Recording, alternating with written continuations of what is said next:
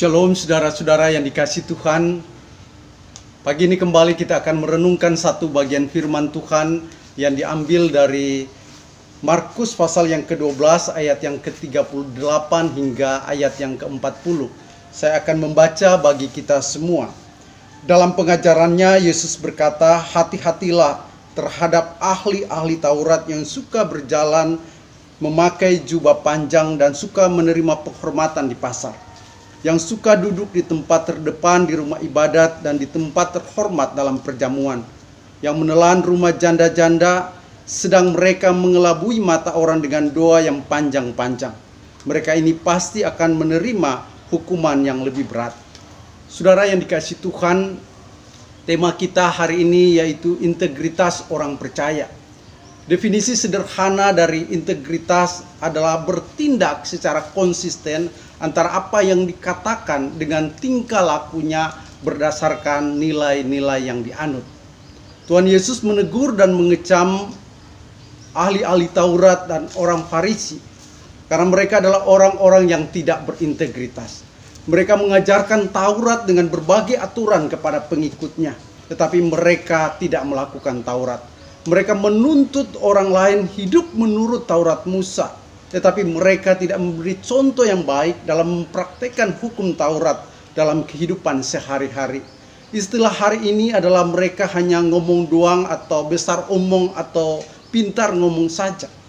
Mereka bukan saja pintar ngomong, tetapi mereka mempertontonkan kehidupan yang kelihatan dari luar bahwa mereka adalah orang yang suci. Mereka adalah orang yang saleh, mereka adalah orang yang benar. Tetapi sebenarnya antara apa yang diperlihatkan di luar dengan realita hidup mereka seperti jauh panggang dari api.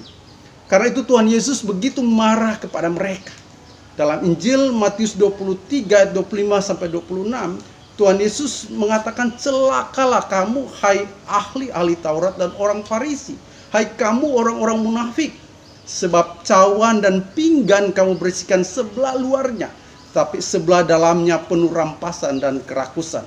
Hai orang-orang Farisi yang buta, bersihkan dahulu sebelah dalam cawan itu, maka sebelah luarnya juga akan bersih."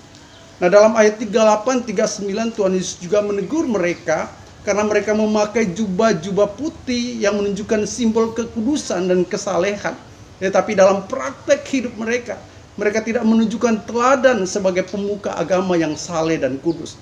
Mereka suka mendapat penghormatan dan duduk di tempat terdepan dalam rumah ibadat dan perjamuan.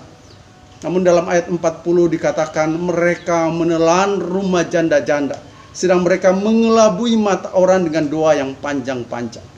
Saudara, kata-kata Yesus mengenai para ahli Taurat memang keras, tapi bukan berarti atau bukan tanpa dasar. Kecaman Yesus itu bertolak pada kenyataan bahwa para ahli Taurat itu sibuk mengajarkan Taurat, tetapi mereka tidak melakukannya. Lebih parah lagi, mereka menjadikan ibadah dan segala aksesori rohani yang dipakai sebagai topeng untuk menutupi kejahatan mereka. Ibadah atau kegiatan rohani hanya sebatas aktivitas fisik saja, dan itu pun disertai dengan motivasi yang tidak benar, yaitu supaya orang melihat mereka dari luar kelihatan suci, tetapi sebenarnya jauh dari apa yang diharapkan. Karena itu Tuhan Yesus mengingatkan murid-muridnya dan juga bagi kita sebagai anak-anak Tuhan, bagaimana kita harus memiliki integritas, yaitu adanya keselarasan antara nilai iman yang kita imani dengan tindakan hidup kita. Tuhan Yesus mengingatkan kita hari ini sebagai anak-anak Tuhan untuk memiliki integritas hidup. Apa yang kita percayai dengan apa yang kita imani harus nyata dalam tindakan hidup kita dimanapun kita berada. Sebagai orang percaya, Tuhan mau kita menjadi lilin yang dapat menerangi dunia. Kita harus menyelaraskan antara nilai-nilai iman, nilai-nilai firman Tuhan dengan tindakan hidup kita. Antara kehidupan ibadah kita dengan tindakan kita. Jangan kita hanya kelihatan suci, kelihatan saleh di gereja, tetapi tidak nampak dalam kehidupan keseharian kita. Jangan kita hanya memiliki pengetahuan firman Tuhan, tetapi kita tidak dapat mempraktekkan firman Tuhan dalam kehidupan kita sehari-hari. Oleh karena itu, saudara-saudara yang kasih Tuhan, memang tidak mudah untuk menyelaraskan antara iman kita dengan tindakan iman dalam kehidupan sehari-hari. Tidak mudah untuk menyelaraskan antara perkataan kita dengan tindakan atau perbuatan kita. Namun inilah panggilan Kristus bagi orang percaya. Oleh karena itu, marilah kita menghidupi iman kita, menghidupi firman yang kita miliki, dan kita ajarkan dengan tindakan iman yang nyata dalam kehidupan kita, dimanapun kita berada. Kiranya Tuhan Yesus memberkati kita semua. Amin.